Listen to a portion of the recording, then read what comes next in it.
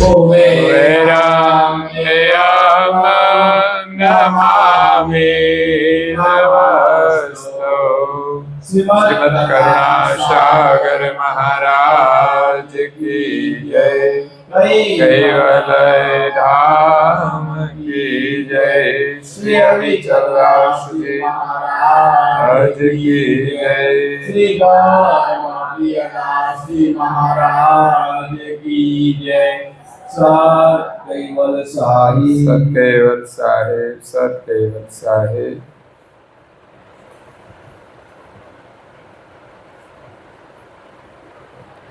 प्रिय भक्तजनों, ज्ञान संप्रदायના અધ્યસ્થાપક, અનંત બ્રહ્માંડાધીશ વિશ્વનિયંતા, सकर्ता सत्कैवलना परम विशेषांश, सर्वज्ञ दिव्य परम गुरु श्रीमद करुणासागर महाराज, विश्वभરના મનુષ્ય તનુધારી ચૈતન અંશોને સંબોધીને યથાર્થ જ્ઞાનનો ઉપદેશ આપતા સ્વરચિત सकर्ता अद्वैत लक्ष्य बोध पंचीकरण ग्रंथना प्रकरण 9 માં इच्छा वृत्ति आदि अंशनी निज लक्षणा અને સત્કૈવલનું પરમ યજન ભજન પરમાર્થ કરવા માટેની જે ઉલટ ક્રિયા છે એના ઉપપ્રકરણ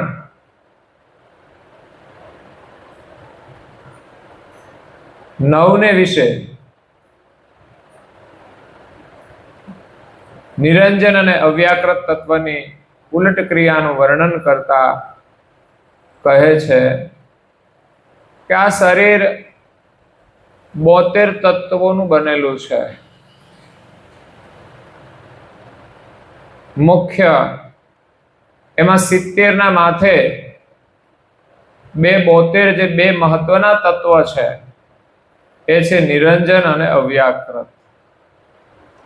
આ સૃષ્ટિ બે વિભાગમાં વહેંચાયેલી છે, એક તો સ્થાવર અને જંગમ અને બીજું નર અને માદા। બે પ્રકારના શરીરો જોવા મળે છે, એક નર અને બીજું માદા।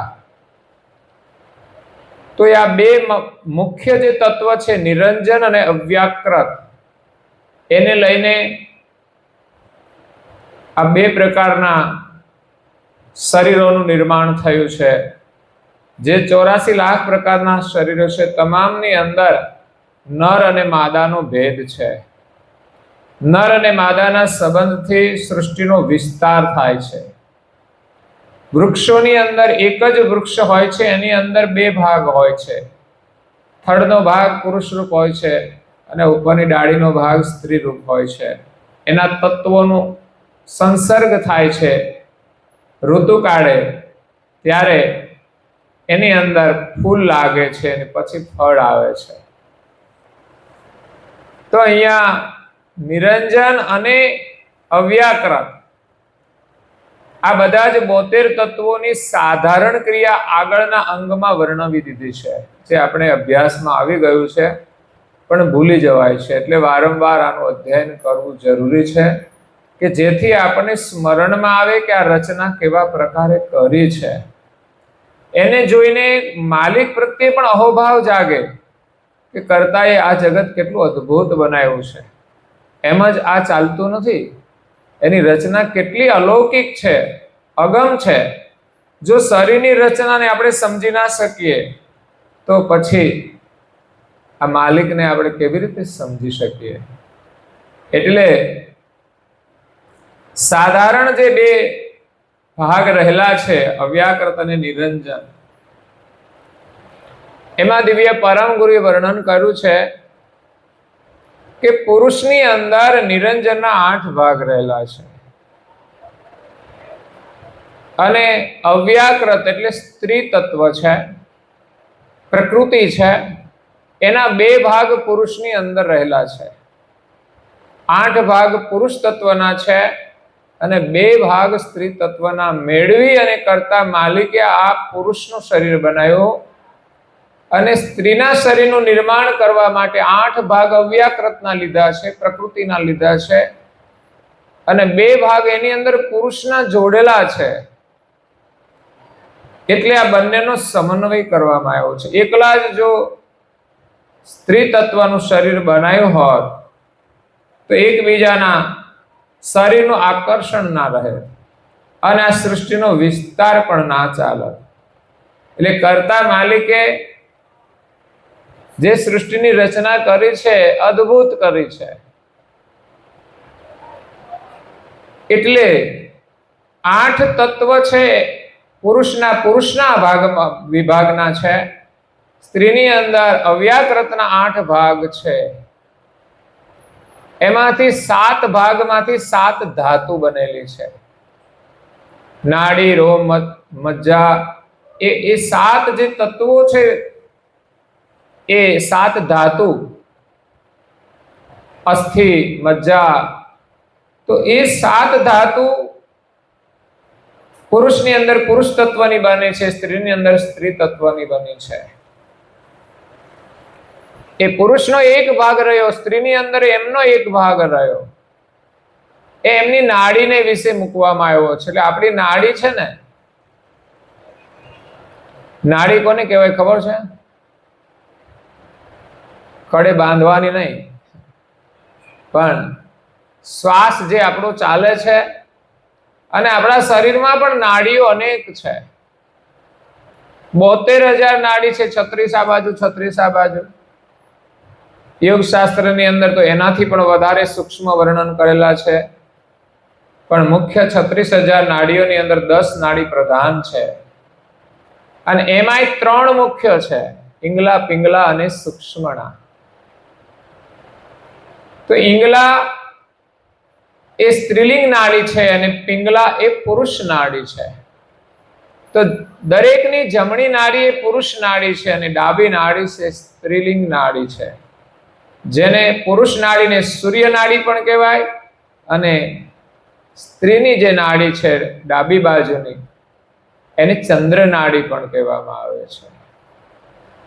તો જે 8 તત્વ પુરુષમાં હતા, 7 ધાતુ બની. સ્ત્રીની અંદર 8 ભાગ હતા, એમાંથી 7 તત્વની 7 ધાતુ બની. એક ભાગ વધ્યો એ નાડીની અંદર પોખવામાં આવ્યો. તો પુરુષની અંદર પુરુષ નાડી બની, સ્ત્રીની અંદર સ્ત્રી નાડી બની. એક નાડી થઈ, બીજી નાડી બાકી. પુરુષની અંદર પુરુષ નાડીમાં પુરુષનો ભાગ છે, અને સ્ત્રીના શરીરની અંદર સ્ત્રીની નાડીનો એક ભાગ છે. એ પ્રકારે 8 ભાગ થયા, અને બીજા 2 ભાગ રહ્યા. પુરુષના 8 ભાગ પૂર્ણ થઈ ગયા. હવે બાકી રહ્યા કયા? તો કે 2 સ્ત્રીના ભાગ હતા. એ સ્ત્રીની અંદર 8 ભાગ એના પોતાના હતા. એ તો શરીર બની ગયું આકૃતિ રૂપ. સ્ત્રીનો જે દેહ છે એ એની રચનામાં થોડો જે ડિફરન્સ છે એ એના 7 ભાગને લઈને છે, અને પુરુષના જે શરીરની અંદર તત્વ છે એને લઈને પુરુષનું શરીર બને છે. એની નાડી બની છે. નાડીના સાથે આ સંતાનોના સંબંધ જોડાયેલો છે કે કઈ નાડી ચાલતી હોય એ પ્રમાણે પુરુષ કે સ્ત્રીનો જન્મ થાય છે. એના સ્વભાવ પણ એના ઉપરથી આવે છે. તો અહીંયા 2 ભાગ રહ્યા જે વિજાતી રહ્યા છે. પુરુષના પુરુષ ભાગ તો પૂર્ણ થઈ ગયા, સ્ત્રીના સ્ત્રી ભાગ પૂર્ણ થઈ ગયા. હવે વિજાતી ભાગ રહ્યા છે. પુરુષની અંદર સ્ત્રીના જે ભાગ છે એમાં એક ભાગ જે બીજી નાડી છે, પુરુષની પુરુષ નાડી થઈ ને બીજી સ્ત્રીલિંગ નાડી છે, એ સ્ત્રીનો એક ભાગ રહેલો છે. અને એક ભાગ રહ્યો એ નેત્ર સ્થાને અને ઉપસ્થ સ્થાને મૂકવામાં આવ્યો છે, જેના લઈને પુરુષ સ્ત્રીની ચાહના કરે છે અને એની સાથે એનો સંબંધ જોડાય છે. એ જ પ્રકારે સ્ત્રીની અંદર 2 ભાગ રહ્યા છે પુરુષના, એમાંથી એક ભાગ એની નાડીને વિશે જોડાયેલો છે, અને એક ભાગ રહ્યો એ ભગ સ્થાને અને નેત્ર સ્થાને છે, જેને જોઈને એનું આકર્ષણ થાય છે અને એની સાથે સંબંધ જોડાય છે. તો આ પ્રકારે વિજાતી શરીરનું એક આકર્ષણ શરીરમાં કરતા માલિકે સૃષ્ટિના વિસ્તાર માટે મૂકેલું છે, પરંતુ જીવ એ માત્ર એકબીજાના સંબંધનું સુખ, શરીરનું સુખ માણવા માટે એ પોતાનું કર્તવ્ય ભૂલી જાય છે. એટલે પોતાના સ્વરૂપને ભૂલી ગયો છે અને શરીર એ જ હું છું એવી એક માન્યતા દ્રઢ થતી જાય છે. જેમ જેમ મનુષ્ય, સ્ત્રી અને પુરુષ શરીર સુખ ભોગવે છે એટલો જ એ શરીર ભાવવાળો થઈ જાય છે. એની અંદર નેત્ર સ્થાને ભાગ મૂક્યો છે એટલે નેત્રે કરીને વિજાતિ ભાવ આવે છે, શરીર ભાવ આવે છે. પછી એની અંદર વાણી વિલાસ પણ કામ કરે છે, એકબીજાની સાથે આકર્ષણની અંદર. ત્રીજું, એકબીજાને સ્પર્શ એ પણ એકબીજાની અંદર ઉત્તેજના લાવે છે અને શરીર સાથેનો સંબંધ જોડવાથી એની આસક્તિ એની અંદર બંધાય છે. પછી એને જ સુખ માની અને મનુષ્ય પોતાનું જીવન પૂર્ણ કરી દે છે અનેક કર્મો કરીને. હવે અહીંયા દિવ્ય પરમ ગુરુ આ બે જે તત્વો છે, અવ્યાકૃત અને નિરંજન, એની ઉલટ ક્રિયા કરવાની છે. 70 તત્વોની જો ઉલટ ક્રિયા થાય તો આ બે તત્વો ઉલટ થાય. એટલે આ એકલા જ બે તત્વો ઉલટ થાય એવું નથી બનતું, પણ આ બે તત્વના નીચે 3 ગુણ, 3 ગણ, એના 10 તત્વો, 6 ના 60 તત્વો, એ બધા જ જો ઉલટ થાય અને 4 તત્વ કારણ જે બતાવ્યા ગઈ કથામાં, તો એ બધા જ ઉલટ થાય ત્યારે આ નિરંજન અને અવ્યાકૃત ઉલટ થાય છે. તો અહીંયા દિવ્ય પરમ ગુરુ કહે છે કે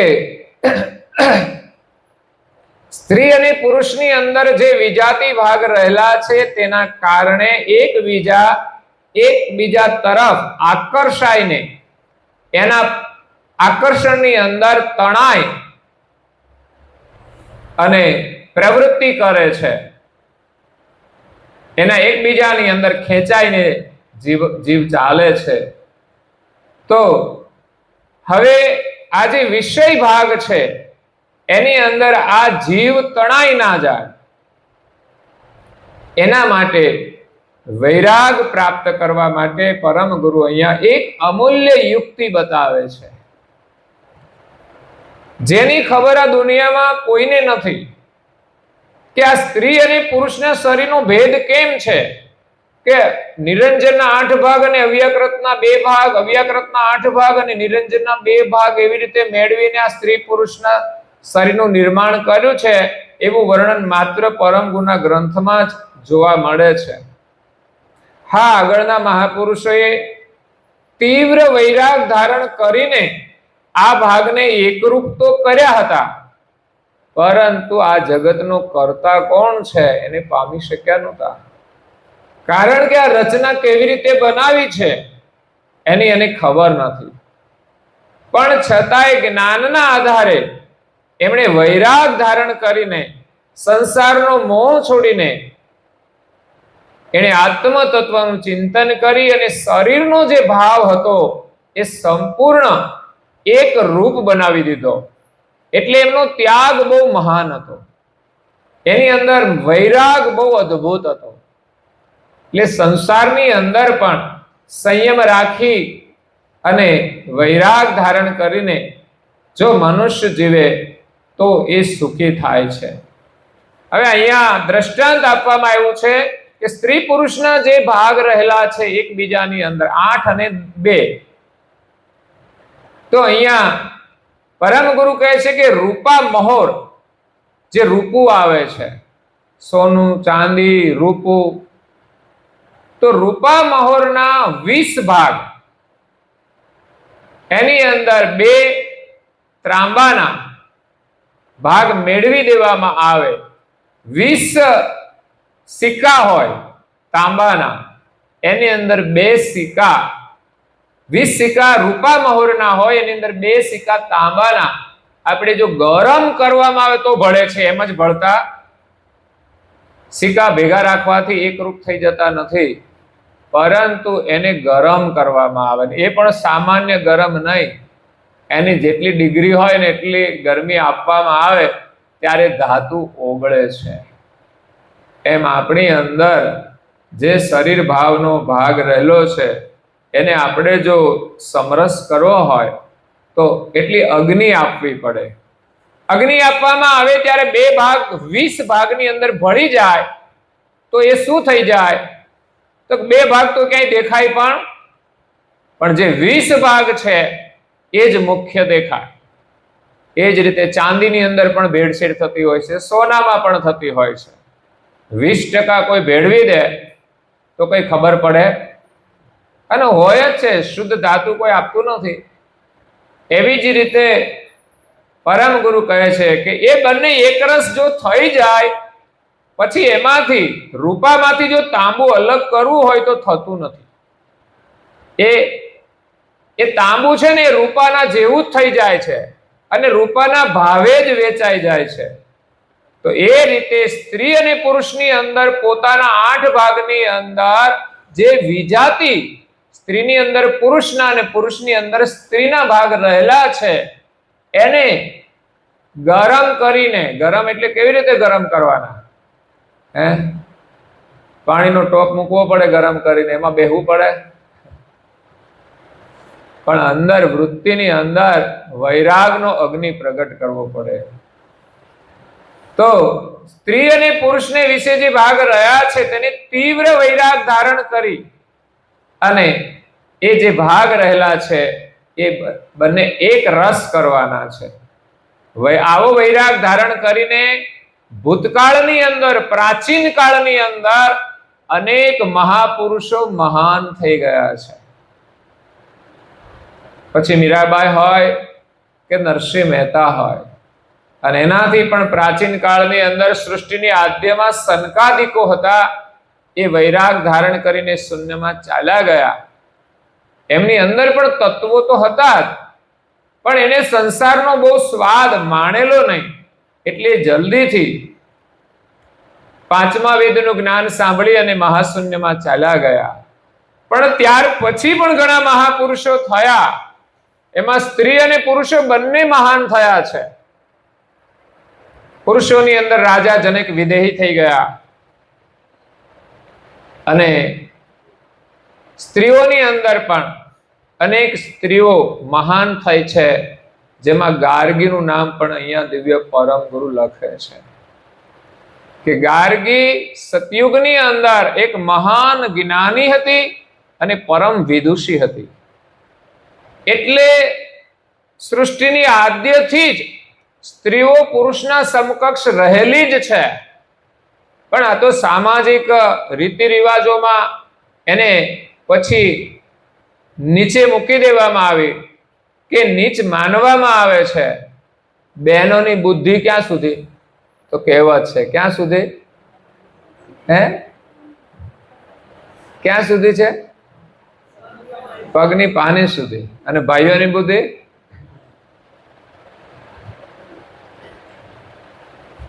એટલે તો એ બધા વ્યસન કરે છે ને, એની વધારે બુદ્ધિ છે એટલે એટલે તો હાજરી એની અહીંયા કેટલી છે જો ને. બુદ્ધિનું દર્શન તો દરેકનું થાય છે, કોનામાં કેટલી છે. પણ બુદ્ધિ પેની સુધી છે એટલે શું?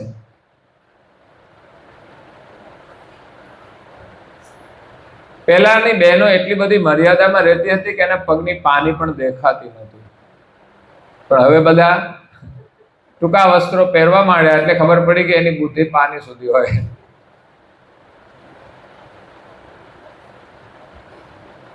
તો અહીંયા ગાર્ગી એક વાકંશ રૂપી એક ઋષિની દીકરી હતી, જે પરમ વૈરાગી હતી, જે સંસારમાં નહોતી પડી.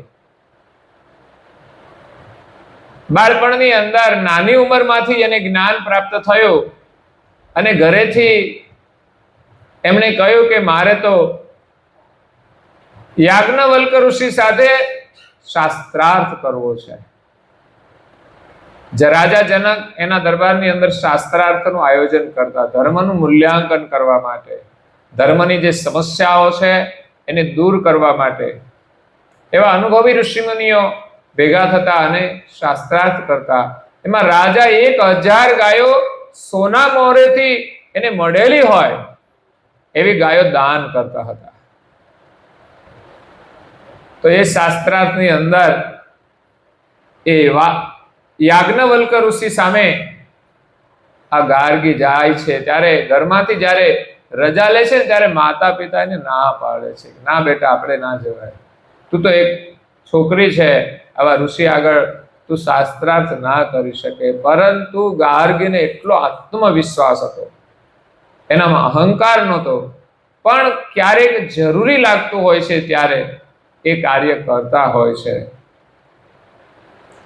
તે ગાર્ગીએ આત્મજ્ઞાન વિશે યાજ્ઞવલ્ક ઋષિ સાથે ચર્ચાઓ કરી કે ભાઈ આ જગતની રચના છે, આ બધું અંતે ક્યાં સમાય છે. જો કે તો બ્રહ્મ સુધી લઈ જાય, પણ ખરેખર આ જગતનો રચયિતા કોણ છે એનો એ પાર નથી પામી શક્યા. પણ છતાંય મહાન ત્યાગી હતી, મહાન વૈરાગી હતી. એની અંદર સ્ત્રી અને પુરુષનો ભેદ રહ્યો નહોતો. એ માત્ર આત્મભાવે જ એનું અવલોકન કરતી હતી કે આ શરીરની અંદર પ્રધાન આત્મા છે, બધાની અંદર એક જ સરખો આત્મા છે, પણ એ આત્મા કોઈને દેખાતો નથી ને બહારનું શરીર દેખાય છે. એનાથી પ્રભાવિત લોકો થઈ જાય છે કે આ સારું ને આ નથી સારું.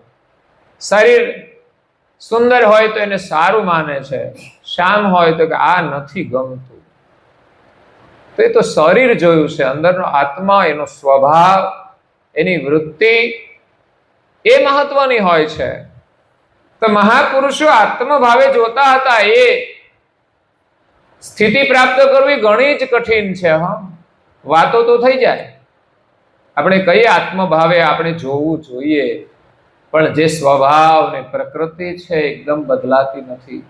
એટલા માટે જ આ નિયમો પાળવાના છે, એટલા માટે જ આ સાધના કરવાની છે, એટલા માટે જ સત્સંગ શ્રવણ કરવાનો છે કે જેના દ્વારા આપણને એક દ્રષ્ટિ મળે, એક સમજણ મળે, અને એ પ્રમાણે વર્તન કરવાથી ધીમે ધીમે ધીમે આપણામાં વૈરાગ આવશે અને આપણી વૃત્તિમાં રહેલો જે વિષમ ભાવ છે દૂર થશે. સંસારની સત્યતા સમજાશે કે આખર આ શરીરનો વિજાતિ જે ભેદ છે એમાં છે શું, કઈ જ નથી. મહાપુરુષો એને તત્વ ભાવે જોતા હતા કે આ શરીરમાં 5 તત્વ છે, આ શરીરમાં 5 તત્વ જ છે, કોઈ જ ભેદ નથી. માત્ર આકૃતિનો ભેદ તો સૃષ્ટિની વ્યવસ્થા માટે છે, અને એ સંબંધ જોડાય એમાં પણ વધારે કોઈ વિકૃતિ ન હોવી જોઈએ. સૃષ્ટિની આદ્યમાં જે ઋષિમુનિઓ હતા એને સંસારનો મોહ નહોતો. સ્ત્રી અને પુરુષ હતા, એને ફરજ પડે ને તો એ સંસારમાં જોડાતા હતા. બાકી એકલા સાધના કરતા, પણ કોઈ એમ કહે કે તમારે આ કામ કરવાનું છે, કોઈ ઋષિમુનિ હોય, કોઈ ગુરુજન હોય, એને ખબર છે કે આ સૃષ્ટિના વિસ્તાર માટે આ જરૂરી છે. જેવી રીતે નિરંજન અને શક્તિથી 3 દેવ અને 3 દેવીઓ ઉત્પન્ન થાય, બ્રહ્મા, વિષ્ણુ, મહેશ, સાવિત્રી, ઉમિયા અને લક્ષ્મી. આમ તો બંને બધા એક જ મા બાપના સંતાન છે, પણ એને બધાને એની સાથે જોડી દીધા. બ્રહ્મા સાથે સાવિત્રી, શિવજી સાથે ઉમિયા અને વિષ્ણુ સાથે લક્ષ્મી. આમ તો એક જ મા બાપના સંતાન હતા, પણ સૃષ્ટિ વિસ્તાર માટે અનિવાર્ય છે. તો નિરંજનનો આદેશ હોય કે આકાશવાણી હોય, એનાથી એનું જોડાણ થઈ જાય અને પછી સૃષ્ટિનો વિસ્તાર આગળ વધે છે. એ કયું ને વિશેષ ગતિના અંશો છે, એને બાધ્ય નથી લાગતો. એનું કર્તવ્ય, હા, જેની સાથે એનું જોડાણ થયું છે એની સાથે જ જોડાઈ શકે. પછી 3 મહિલાઓ છે, એમાંથી બીજી સાથે ના જોડાઈ શકે, ત્રીજી સાથે ના જોડાઈ શકે, એનો ધર્મ બની ગયો. બ્રહ્માનો સંબંધ સાવિત્રી સાથે થાય, ઉમિયા કે લક્ષ્મી સાથે ના થાય. વિષ્ણુનો સંબંધ લક્ષ્મી સાથે થાય, એ સાવિત્રી કે ઉમિયા સાથે ન થાય. શિવનો સંબંધ ઉમિયા સાથે થાય, પરંતુ લક્ષ્મી કે સાવિત્રી સાથે ના થાય. એટલે તો જ્યારે શિવ અને પાર્વતી વિહાર માટે નીકળ્યા, જે સમયે રામાવતાર હતો અને રામ 14 વર્ષના વનવાસની અંદર હતા અને સીતાજીનું હરણ કરીને રાવણ ચાલ્યો ગયેલો, પછી રામ જંગલની અંદર સીતાને શોધે છે અને સીતા સીતા કરે છે, વૃક્ષોને પૂછે છે, નદીઓને પૂછે છે, તમે મારી સીતાને જોઈ છે? એ જ સમયે શિવ પાર્વતી નીકળે છે. તો શિવજી પ્રશ્ન કરે છે કે આ કોણ છે? એટલે શિવજી કહે એ જ પરમાત્મા રામ છે. તો કે આવી રીતે થોડા કઈ હોય? તો કે આમ કેમ? તો કે એમના ધર્મપત્ની સીતાજીના વિયોગમાં એ દુઃખી છે. તો પાર્વતી કે મારે તો એની કસોટી કરવી છે. શિવજીએ ના પાડી છતાં પણ માયના બેનો માને એ હઠ લેતો. ઘરવાળા ના પાડે તોય ઘણી વાર એનું ધાર્યું કરે. તો અહીંયા શિવજીએ ના પાડવા છતાંય પાર્વતી રામની કસોટી કરવા માટે સીતાનું રૂપ લીધું. એને એમ કે સીતાને શોધે છે, હું સીતાનું રૂપ લઈને આગળ આગળ ચાલીશ ને, મને જોતાની સાથે જ કે છે સીતા મળી ગઈ, એમ ખુશ થઈ જશે. પણ રામ તો રામ હતા, કે સાધારણ માણસ નહોતા કે કોઈ સીતાનું બનાવટી રૂપ લઈને આવે ને એને ઓળખે નહીં. અત્યારે તો બહુરૂપી લોકો બહુ હોય છે ને, બનાવટી લોકો છેતરી જતા હોય છે. ઘણા પિક્ચરો નથી ડબલ રોલમાં, એક સરખા જ હોય બે, અને બીજાને છેતરી જાય. જો કે આ દુનિયામાં ભગવાને માણસ એવા નથી બનાવે કે એક સરખા બે હોય. તમારા પુરુષને તમારી સાથે રહેતા હોય એટલે તમે ઓળખી જાઓ, તમારી સ્ત્રીને તમે ઓળખી જાઓ. એનું બનાવટી રૂપ કોઈ લઈને આવે તો પણ એના જેવું નથી બનતું. તો સીતાનું રૂપ દેવો લઈ શકતા હતા, એના જેવું જ લાગે, કોઈ ફરક નહીં. એટલે રામની નજર પડી એટલે એને ઓળખાણ થઈ ગઈ માતા પાર્વતી.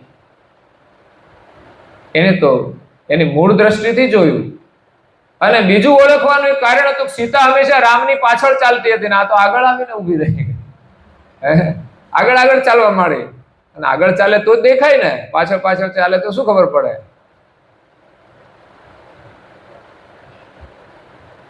એટલે બેનો સમકક્ષ તો છે જ, પણ હવે ઓવરટેક પણ કરે છે.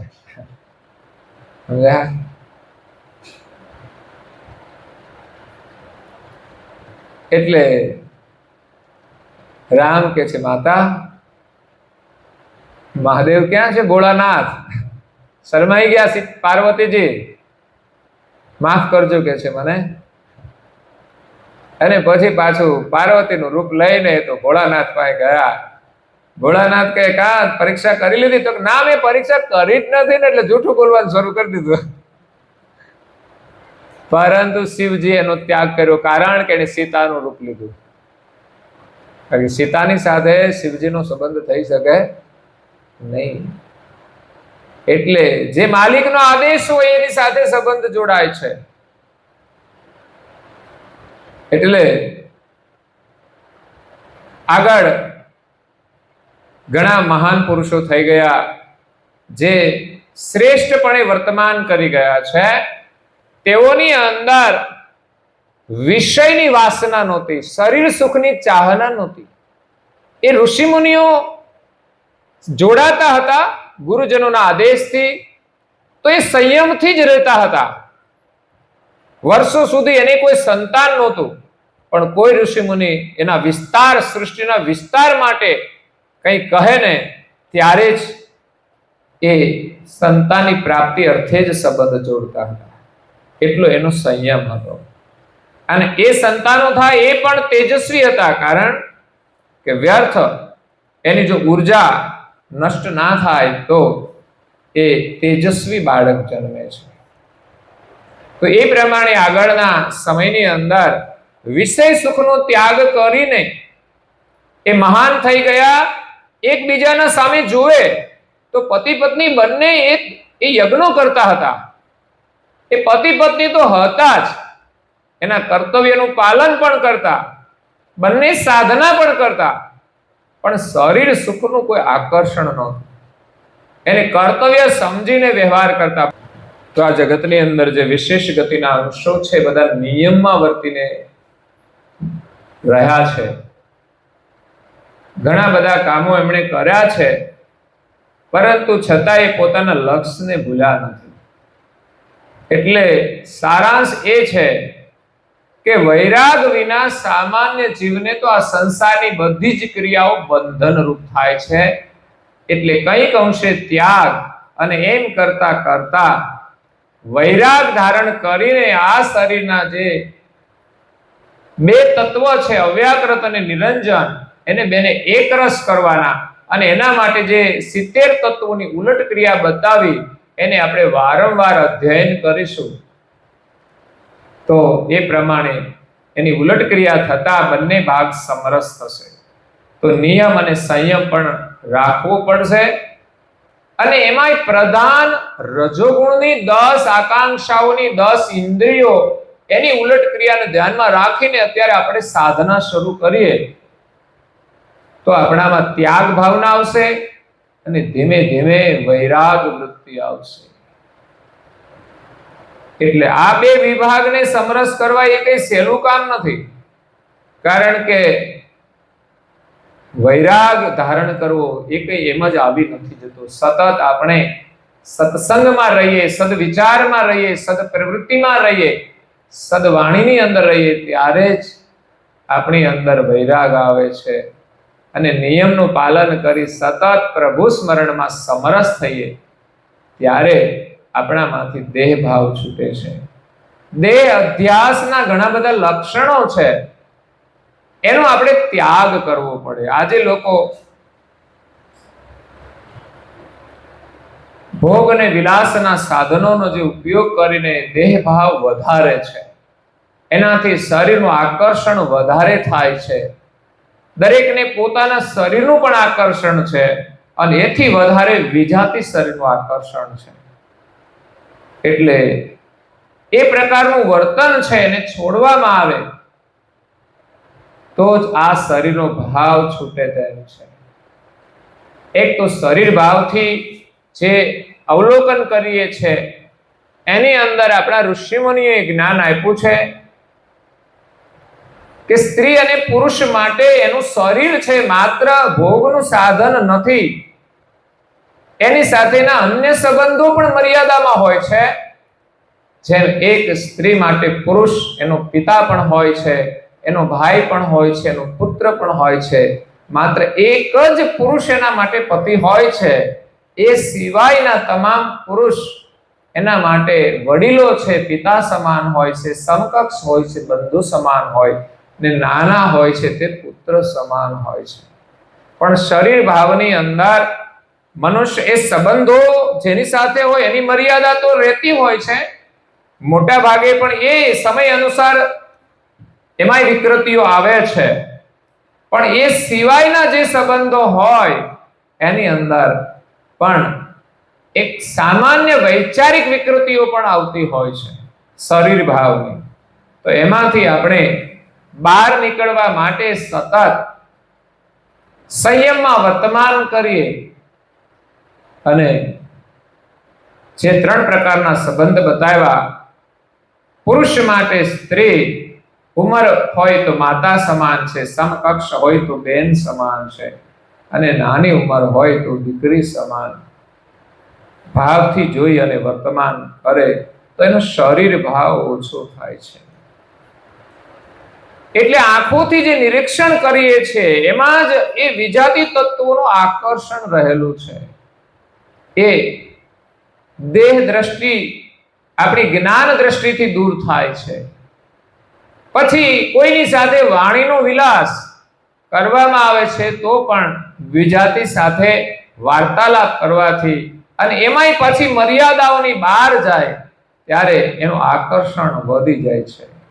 એટલે એવી ક્રિયાઓનો ત્યાગ કરવો પડતો હોય છે. અને એનો સ્પર્શ એ પણ એક એની મર્યાદા છે કે એમાં પણ વિકૃતિ સમાયેલી છે.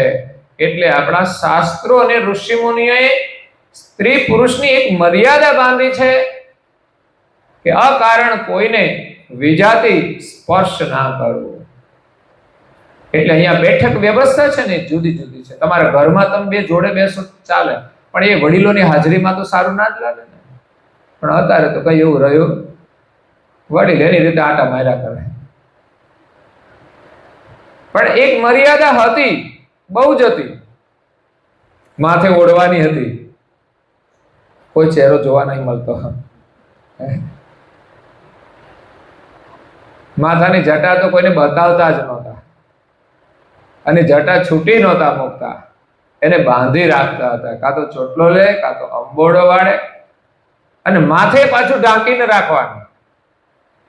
પણ અત્યારે તો જટા છૂટી કરી છે, એટલે એક પ્રદર્શન છે શરીર. એટલે આ બધું વિજાતિ આકર્ષણનું એક માધ્યમ છે, પુરુષોને આકર્ષિત કરવા માટેનો શરીર ભાવ છે. પુરુષોની અંદર પણ એ વિકૃતિ હોય છે. એટલે આ બધાનો ત્યાગ કરવો પડે. એટલે સ્પર્શની પણ મર્યાદા છે, સંબંધોની અંદર પણ મર્યાદાઓ આપી છે. જૈમિની ઋષિ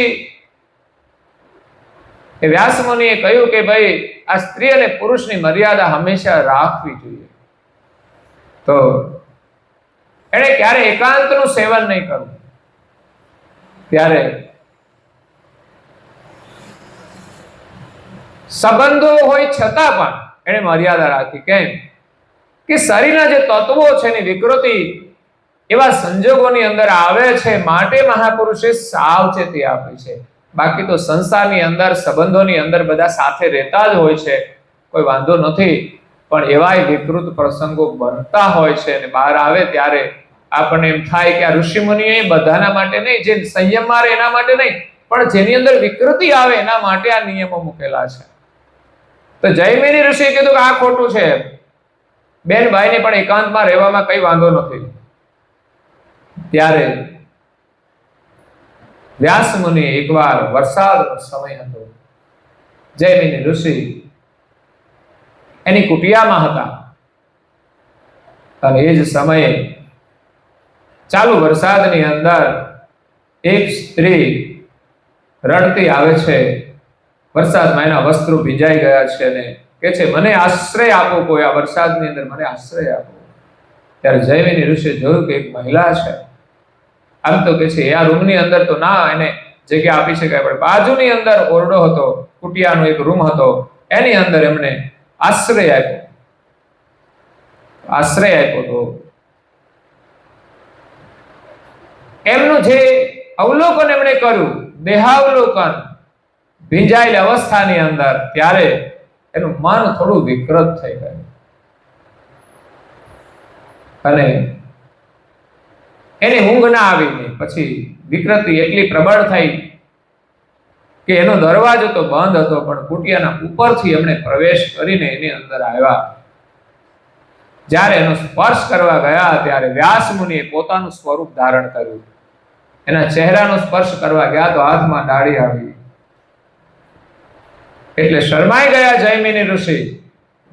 પણ વ્યાસ મુનિને એને પ્રમાણિત કરવું હતું કે આ જે લખ્યું છે ને એ બરાબર છે, અને જૈમિની ઋષિએ માન્ય કર્યું.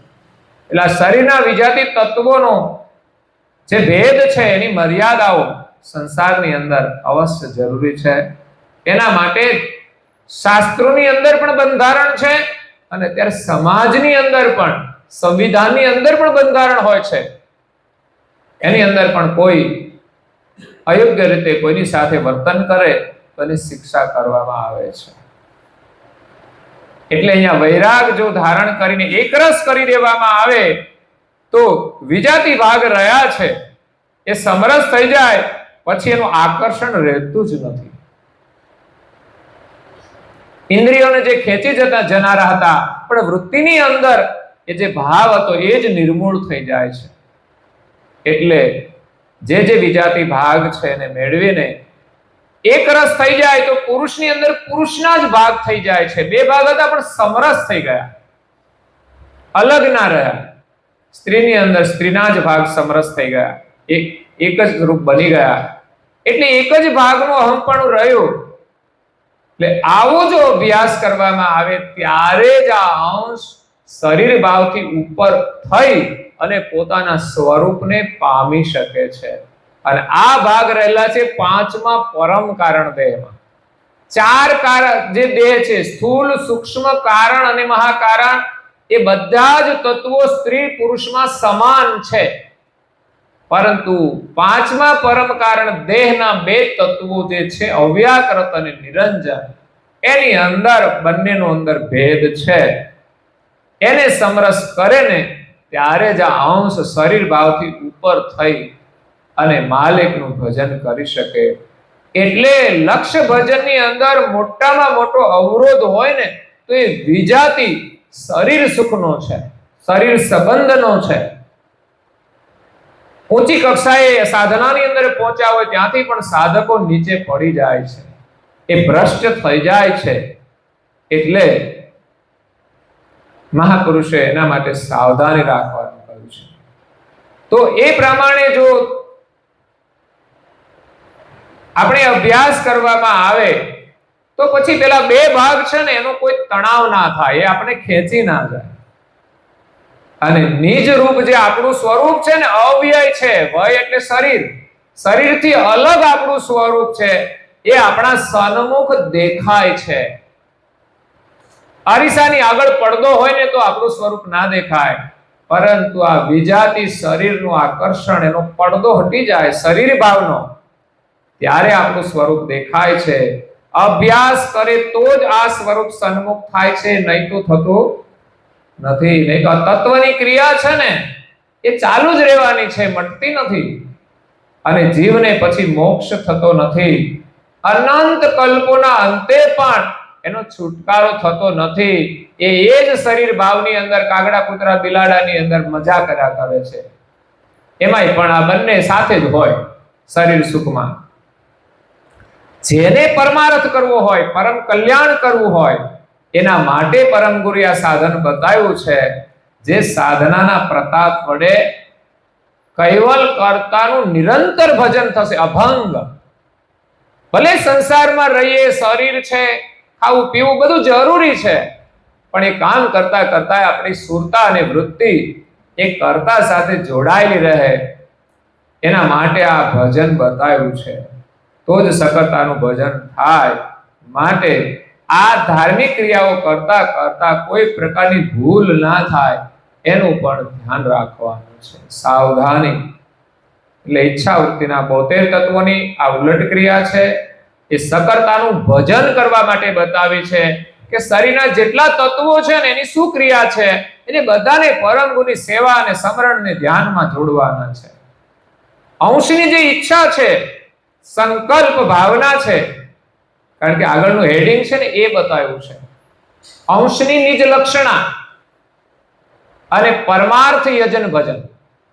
તો અંશની જે લક્ષણા છે તો શરીર ભાવમાં જોડાયેલી છે, એને ઉલટ કરવાની છે, અને પરમાર્થનું યજન ભજન કરવાનું છે આપણે.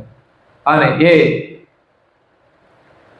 નિરંજન આદિ તત્વનું જે વર્તન છે એ આપણે ક્રિયાવૃત્તિ દ્વારા ક્રિયા કરાવવાની છે.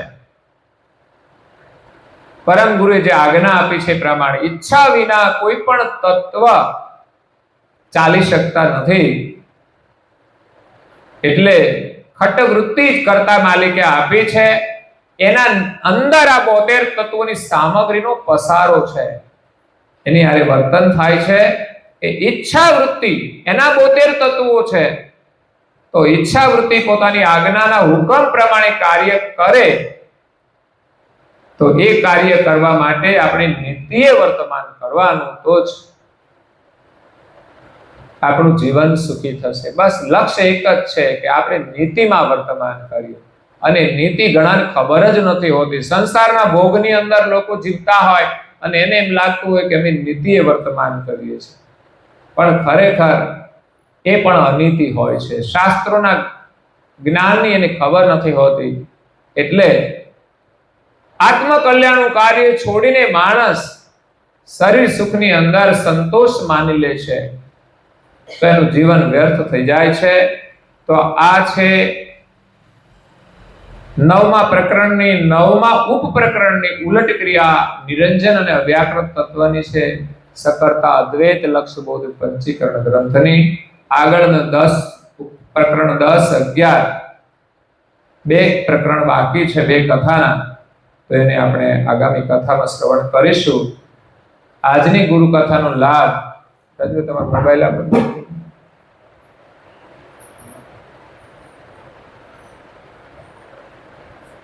આજે આપણને મળ્યો છે એ પરિવાર માટે પરમ ગુરુના ખૂબ આશીર્વાદ છે. વિચાર કરો, અહીંયા એ લાભ ભલે નથી લઈ શક્યા, પણ છતાં એમની ઈચ્છાથી આ શુભ કાર્ય કર્યું, તેનો લાભ એમને મળે છે, એમનું કાર્ય સફળ થાય છે. આપણે થોડો વિશ્વાસ રાખવો પડે છે. એટલે આજે આ ગુરુવારની જે કથા છે એ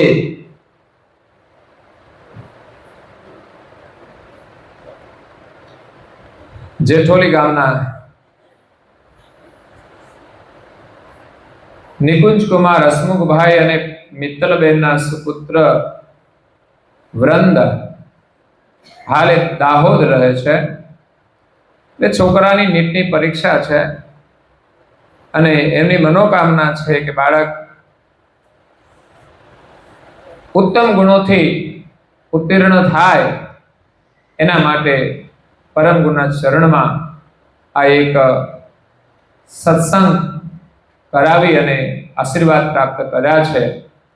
તો ખરેખર સત્સંગથી લાભ થાય છે, પરમ ગુરુના આશીર્વાદ આપણને મળે છે કે અંતરની અંદર એક તો પરમ ગુરુ પ્રત્યે શ્રદ્ધા હોય, એની સેવા અર્પણ થાય, અને પછી પણ એ આ સત્સંગ શ્રવણ કરે તો એને અવશ્ય લાભ મળે છે.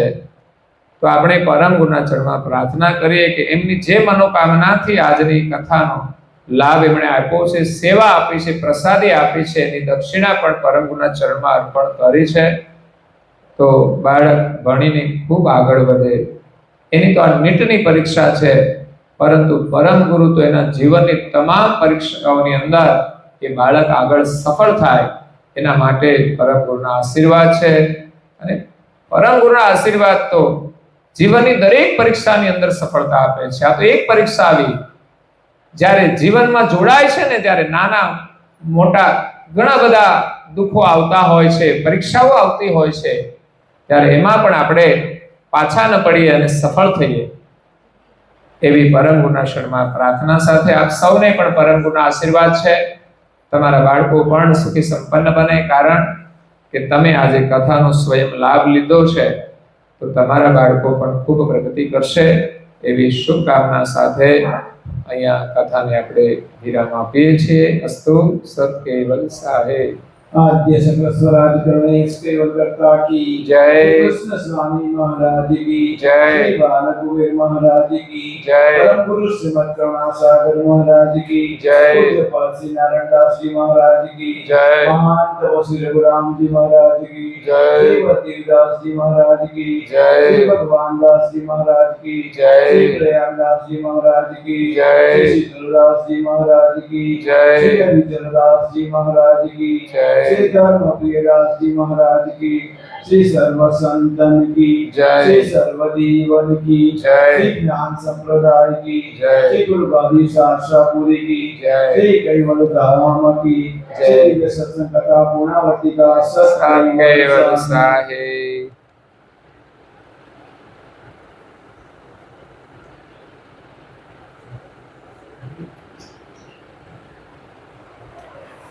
कैवल हंसो सात केवल साहे. बाजू बाजू सौने प्रेम थी सात केवल साहे. सत्य